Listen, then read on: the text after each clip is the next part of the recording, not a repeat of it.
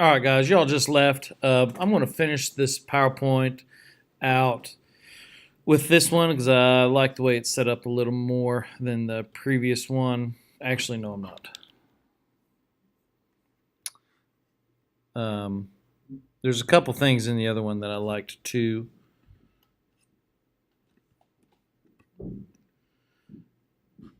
I'll probably go do both of them.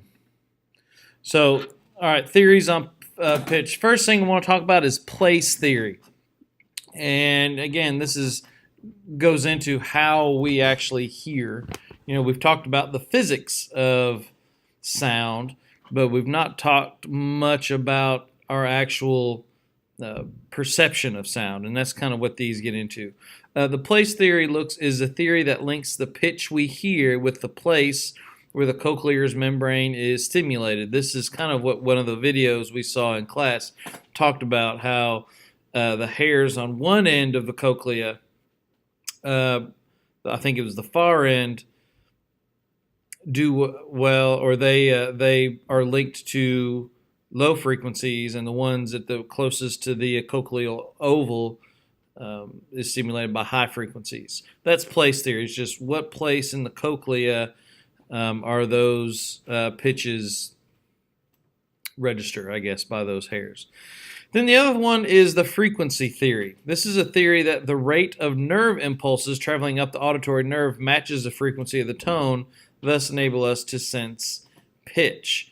So this deals more with how fast our auditory nerves fire. You know, the higher the pitch, the more they fire. The lower the pitch, the less they fire. So both of those are theories as it pertains to what we hear. We've already kind of talked about this. This is kind of a interesting thing on where different sounds are. Hopefully in class, generally we're around a 40 decibels. And you can see how things go up. Average car, 70. Being in heavy traffic is around 80. Once you get up to 90 decibels, that's where damage can start happening depending on how much time. Things like a subway or a train, if you've ever been on the outside of one of those continually going by, it can be real loud. Then you get up to the 130, and that's where you start getting pain. That's things like jet airplanes and the space shuttle launch, which is really loud. The loudest sound ever recorded was the eruption of Krakatoa, and it was so loud that it punctured the eardrums of sailors 40 miles away. And think about that. Remember with the video we saw some of those pressure waves from the bombs? Think about a pressure wave like that, where, well, it circled the entire planet 3 to 4 times, depending on where you're at. That's a big time explosion. Think about the pressure wave that's going to cause. I mean, that's going to push everything down. We've already talked about this. I'm going to get too much into it. I don't know if this will play or not. I do want this to play. These are fairly short. I'm going to scream as loud as I can, and I'm going to keep screaming as loud as I can while I spin around. I'll keep going until my breath runs out. Great. You ready? Yeah. Okay.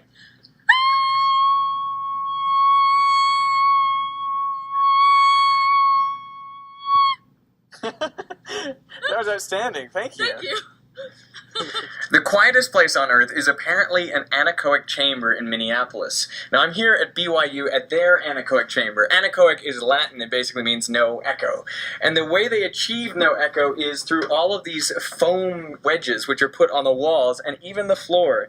You can see that I'm actually on a spring floor, and down below me there are all of these wedges. Now, you may want to use headphones while you're listening to this video because that's going to be quite important. Low frequency sound will come in and by the shape of it bounce and just keep bouncing pretty much forever until it just gets lost in the wall. And then high frequencies are more so going to get absorbed into the foam.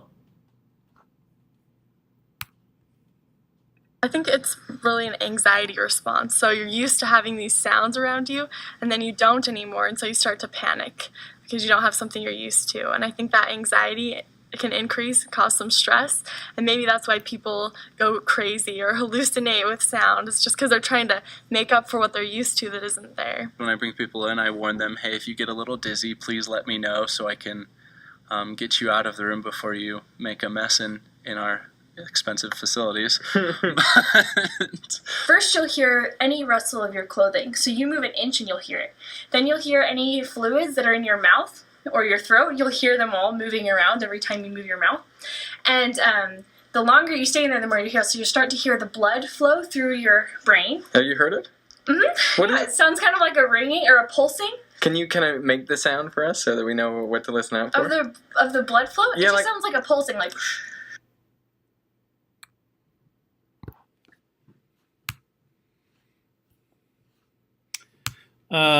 Couple things about hearing loss. It is the most common physical disability. 35 million Americans, over 500 million worldwide, suffer from hearing loss, even more so than blindness. And maybe there's a pretty sharp cutoff on what's considered blind. Hearing loss is a bit more easily measured. So I don't know what that says about the two, but this is interesting. 60% of American college students suffer from high-frequency hearing loss. Again, from these earbuds, which I don't have any on me. I used to use them, but don't as much anymore. College students are the ones who have bought the phones that come with earbuds. So, and they've been doing it since they were in high school, y'all's age. So it's even in college, it has already begun to affect their hearing. They just can't hear the high frequency. I know there used to be the mosquito ringtone. My hearing is decent. I can usually hear the mosquito ringtone. There are college students now that cannot. So for each 5 decibel increase, it takes the time it takes for permanent damage is cut in half. All right, so as you go up 5 decibels, that time it takes, this is after 85 decibels, by the way, is cut. So if you're at 120 decibels, if you're at 100 decibels, and if you stay at that, you'll have permanent damage for 20 minutes. When you go to 105, that cuts it in half to 10 minutes. And then if you go to 110, that's cut in half again. So, what was that, 5 minutes? 10, 5, 5, and then 2.5. So, and then men are at a greater degree of hearing loss at every age. Generally, men have a tendency to listen to music louder. But there are also some questions that maybe as men get older, there are changes in the cochleal blood supply.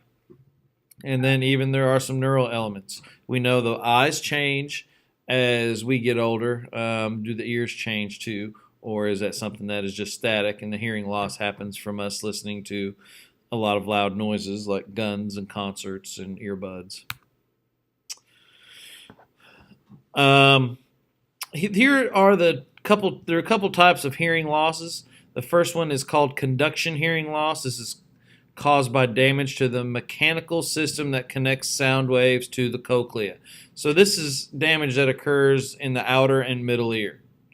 So things like the eardrum, hammer, anvil, and stirrup. You bust your eardrum, or you break your hammer or anvil or stirrup, or they are not connected or something like that. That is conduction hearing loss. Nerve hearing loss is on the inner ear.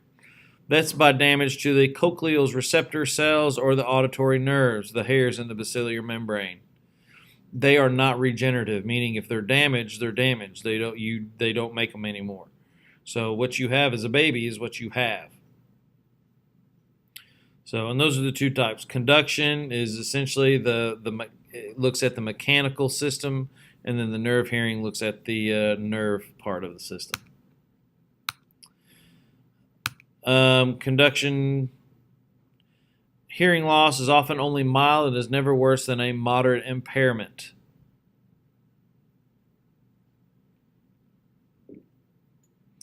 And this is an issue with these two can be an issue for me, especially fluid inside the inner ear.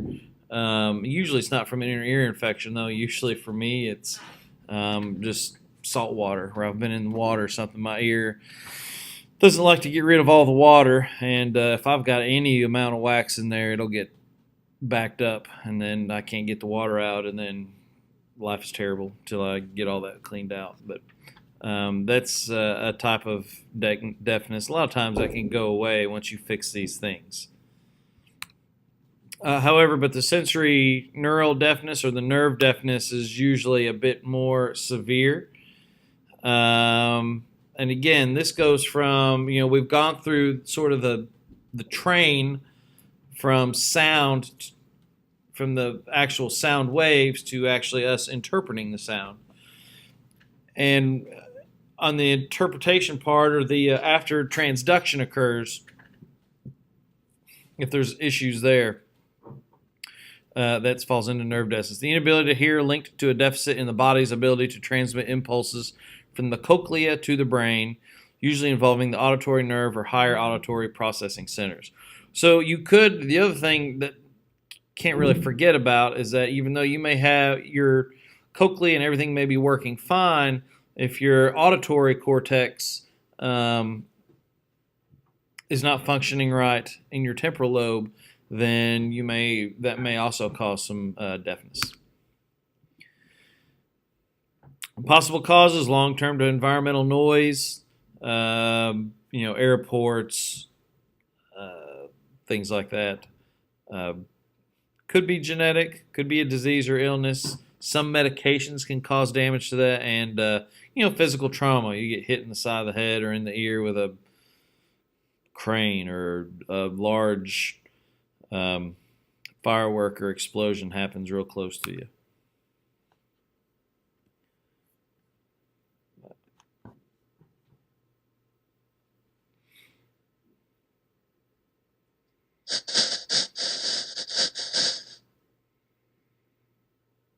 This is what it's like to have cochlear implants. What kind of bait do you use to catch salmon? What kind of bait do you use to catch salmon?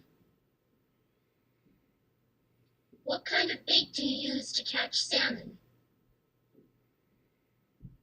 What kind of bait do you use to catch salmon?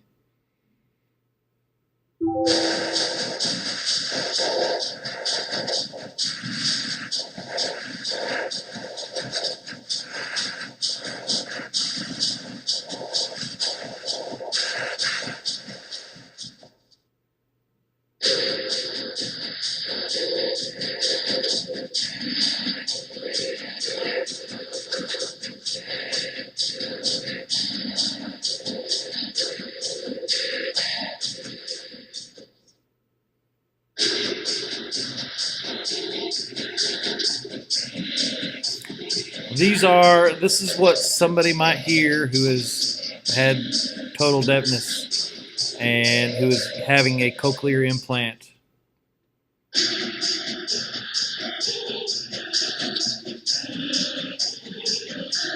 So they don't really have the same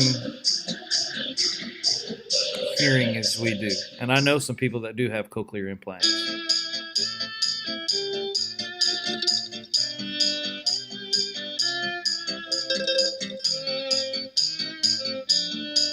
Kind of a big difference.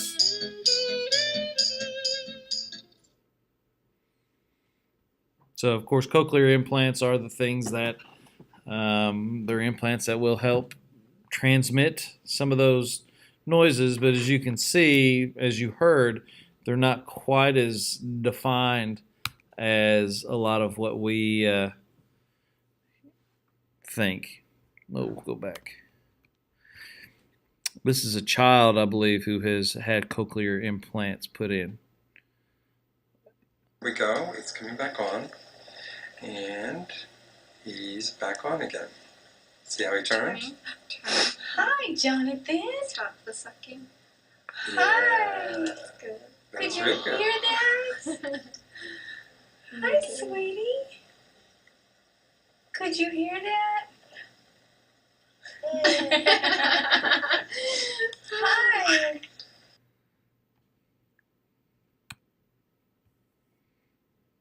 There's another one. There you go. It's beeping. So now technically your device is on. Can you tell? Oh, that's exciting.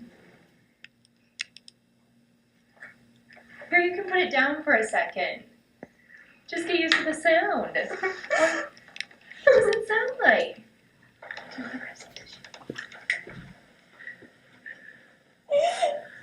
You don't want to hear myself cry.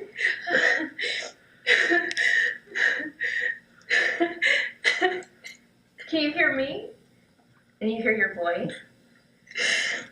Does your voice sound pretty loud? No, not really. Well, that's good. My laughter sounds loud. Yeah, you'll get used to all of that over time.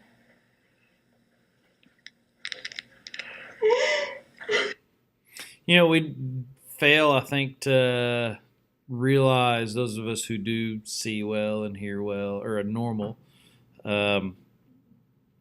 what it would be like to have not experienced that.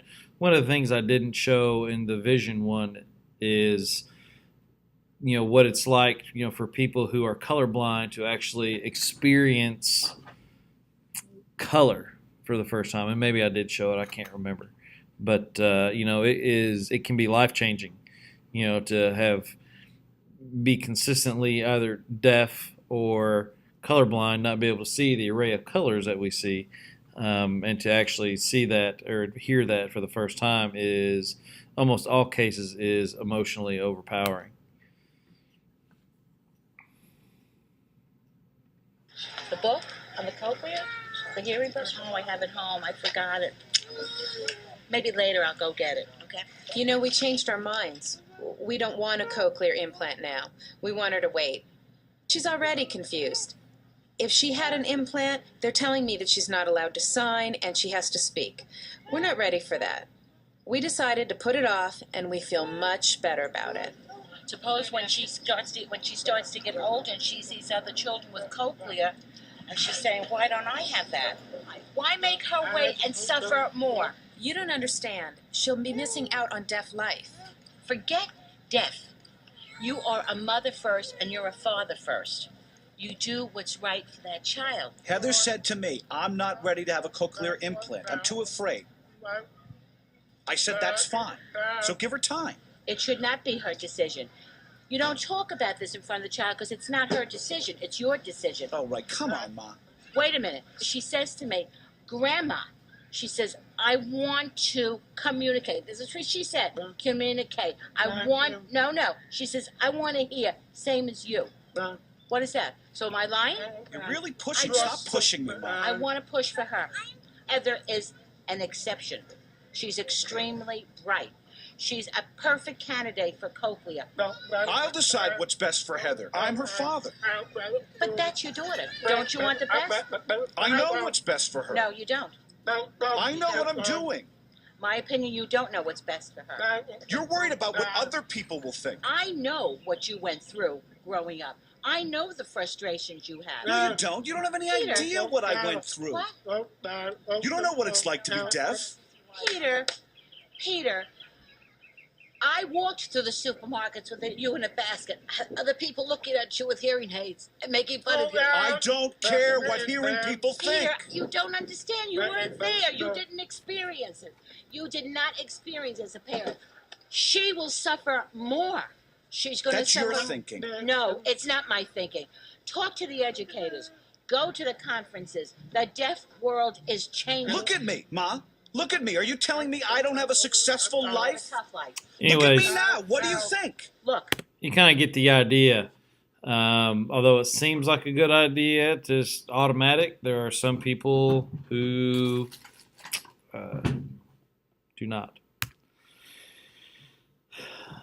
I'm not going to show that one. All right, so there's that, and then this last one. I think we've pretty much covered everything. I just want to make sure we've talked about. I do want to mention this. This kind of goes back to the first thing we talked about. You may want to go back and put this in your notes. But when we were talking about place theory, this helps explain how we hear high pitches, and frequency theory looks at how we hear low pitches. I don't think that other PowerPoint had that mentioned in there. I want to make sure that it is in there. That place theory helps explain high, frequency helps explain low. The other thing is this right here, the localization of sound. You know, one thing we talked about it with vision, about how we have two eyes. It helps us with some depth perception things. But what having two ears does is that it allows us to localize sound. And we can tell differences in as little as 1/100,000th of a second. And that is how we localize where a sound is coming in, whether I snap over here or over on this side. We have the ability to do that. That doesn't all just go to one area. And our head sort of acts as a shadow or a partial barrier to sort of help with this localization. So, and I think that's the main thing. We've talked about conduction, sensory. We've not talked about tinnitus. This is the perception of a sound within the human ear in the absence of a corresponding external sound. So this is the ringing that you hear, maybe after a loud gunshot or something like that, or loud music, you hear ringing afterwards. This can be a problem. You know, when I was in college, I was in, of course, some of you know that I play drums, which is a loud instrument. And when I played in the drum line for 1 year, Dr. Otis had all kinds of posters around talking about tinnitus, you know, just making sure that we are protecting our hearing. But some of the causes of tinnitus are could be neurological damage. You do get this sometimes with multiple sclerosis. Lots of ear infections over time, foreign objects in the ear, if you got somebody who's shoving a crayon in there. Nasal allergies that prevent or induce fluid drain, because there is a connection between your nose and your ears. Wax buildup can cause it. Exposure to loud sounds. These two are usually the most common. Exposure to loud sounds, and then in-ear earphones, where the sound enters directly into the ear canal without any opportunity to be reflected or absorbed elsewhere, when it's set to beyond moderate levels. Tinnitus may be accompaniment of a sensory neural hearing loss or congenital hearing loss, which is at birth. Or it may be observed as a side effect of certain medications. However, most common cause is noise-induced hearing loss. Too loud earbuds. Turn those suckers down. If you don't get anything else from this class, turn your earbuds down. All right. And that's all that is. So anyways, hope you were able to finish that one. And we will see you tomorrow.